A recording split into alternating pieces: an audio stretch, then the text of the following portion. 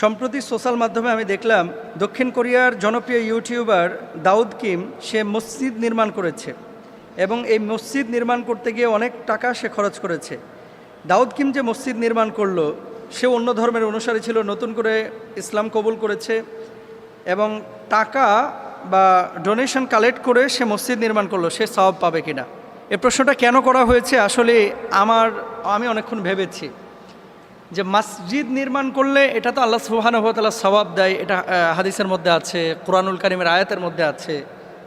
কিন্তু দাউদ কিম মসজিদ নির্মাণ করেছে, এটা নিয়ে এই প্রশ্ন করার মানেটা কি? তো বুঝলাম যে অমুসলিম থেকে যেহেতু মুসলিম হয়েছে এবং সে যেহেতু ইউটিউবার অথবা সোশ্যাল মাধ্যমে তার অ্যাক্টিভিটিস রয়েছে, এই কারণে মূলত প্রশ্নটা হয়তোবা সে করে থাকতে পারে। দেলোয়ার হোসেন, দাউদ কিম যে মসজিদটি নির্মাণ করেছে সোশ্যাল মাধ্যমে আমিও পেয়েছি এবং টুইটারে সে লিখেছে কি,